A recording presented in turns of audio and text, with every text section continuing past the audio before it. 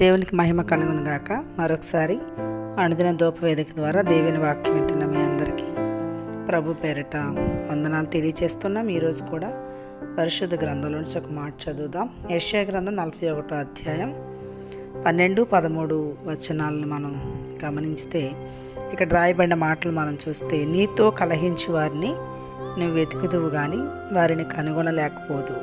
నీతో యుద్ధము చేయవారు మాయమైపోవుదురు, అభావులగుదురు. ఇంకా చాలా మాటలు కింద వచనాల్లో అలాగే మీద కూడా రాయబడి ఉన్నాయి.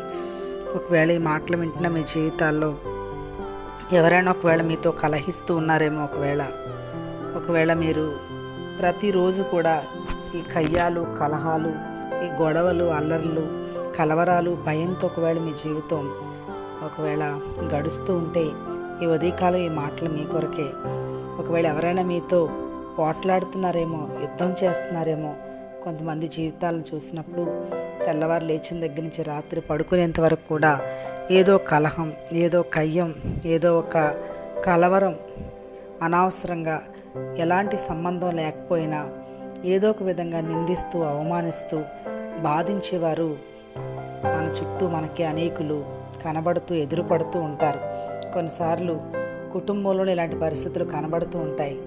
అయితే ఈ ఉదయకాలం దేవుడు మనతో మాట్లాడే విషయం, కొంతకాలానికి, కొంత సమయానికి ఇలాంటి కలహించే వారందరూ ఎక్కడున్నారా అని నువ్వు చూస్తే ఒకవేళ నువ్వు జ్ఞాపకం చేసుకోవాలి తప్ప ఇంకా వారన్నిటికీ కూడా కనబడరు.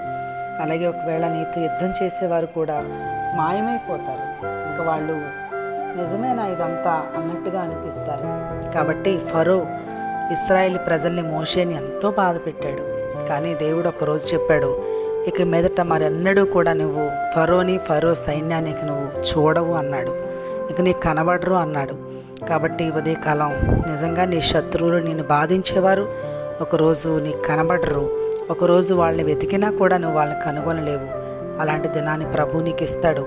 అంతవరకు దేవుని సన్నిధిలో ప్రార్థిస్తూ, కనిపెడుతూ, దేవుని వైపే చూస్తూ ముందుకు సాగాలని మరొకసారి ప్రభు మనల్ని ఈ యొక్క మాటల చేత ధైర్యపరుస్తూ మనల్ని బలపరుస్తూ ఉన్నాడు. వింటున్న ప్రతి వారికి అలాంటి కృప ప్రభు అనుగ్రహించి అట్టి నిరీక్షణతో నడిపించునుగాక. ఆమేన్.